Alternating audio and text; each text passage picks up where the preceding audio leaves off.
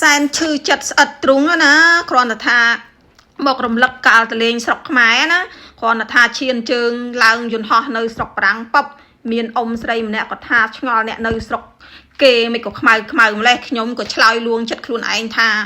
ចុះមានលេលៀបឲ្យសឯណាគេអ៊ំនៅស្រុកខ្មែរសម្បូរលេលៀបឲ្យសធ្វើឲ្យមុខខ្ចីញញអញ្ចឹងណាចាជាការលួងចិត្តខ្លួនឯងទេ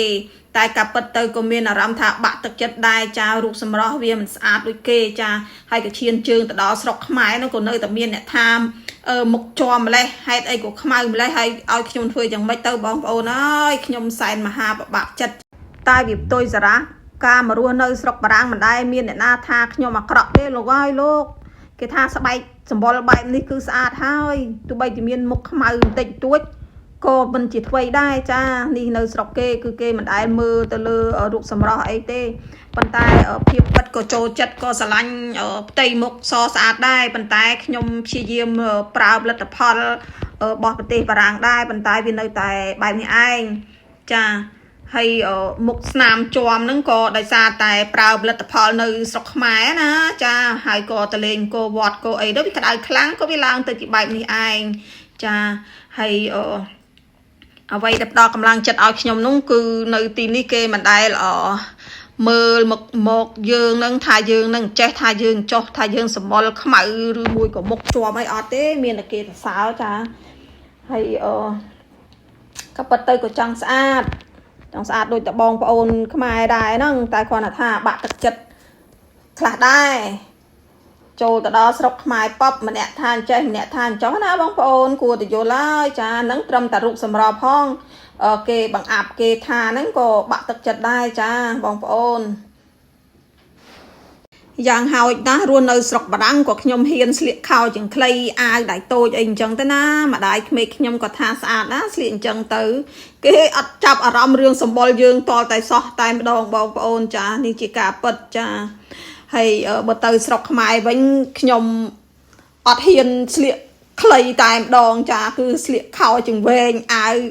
ហ៊ានធ្វើម្ដាយខ្លីអីចឹងណាបងប្អូនហើយបើមុខវិញតលថាលាបម្សៅផាត់ម្សៅអីឲ្យរៀងលុបជាំអីចឹងទៅចាបងប្អូនចានេះជាការពិតហើយម្ដាយក្មេកខ្ញុំវិញគាត់ឆ្ងល់ក៏សួរខ្ញុំថាម្ដាយឃើញខ្ញុំ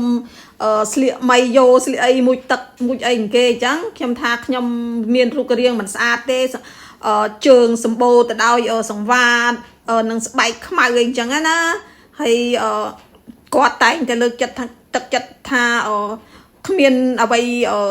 ប្លែកទេអ្នកណាក៏មានអញ្ចឹងដែរហើយខ្ញុំក៏សើចគាត់មើលគាត់ថាមានណាស្អាតតែខ្ញុំនៅតែអត់ស្អាតចាពីព្រោះវាជើងរបស់ខ្ញុំក៏វាមានសង្វាកពួនជើងវាមិនសឡូនអីអញ្ចឹងណាបងប្អូនហើយបើ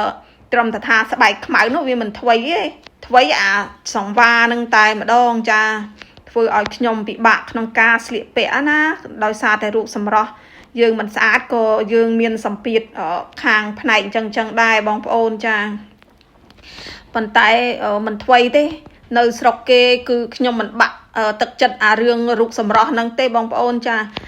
ប៉ុន្តែពេលដែលខ្ញុំទៅស្រុកខ្មែរខ្ញុំត្រូវតែប្រឈមមុខចាសូមហើយពេលដែលខ្ញុំទៅលេងស្រុកខ្មែរខ្ញុំត្រូវតែប្រឈមមុខក្នុងការស្លៀកពាក់វែងអញ្ចឹងណាបងប្អូនអត់បានទេលេងសើចអត់បានទេស្រុកខ្មែរចាគេស្អាតណាគឺស្អាតតែម្ដងសមនឹងសម័យឥឡូវគឺសម្បូរទៅដោយលេគ្រប់ប្រភេទលេលាបមួយអាទិត្យឲ្យស3ថ្ងៃឲ្យសអីអញ្ចឹងទៅចាហើយខ្ញុំអត់ស្អាតដូចគេទេចាហើយប្រហែលជាខ្ញុំទៅលេងស្រុកខ្មែរខ្ញុំនឹងស្វែងរកផលិតផលណាលាបឲ្យស្បែកស្អាតអីដូចគេដែរហើយមើលទៅតែមិនដឹងផលិតផលណាល្អសម្រាប់ខ្ញុំទេបាននិយាយឲ្យក៏ធូរក្នុងចិត្តបន្តិចដែរបងប្អូនចាហើយវីដេអូរបស់ខ្ញុំក៏មានតែប៉ុណ្្នឹងដែរសូមអរគុណនិងសូមជម្រាបលាចា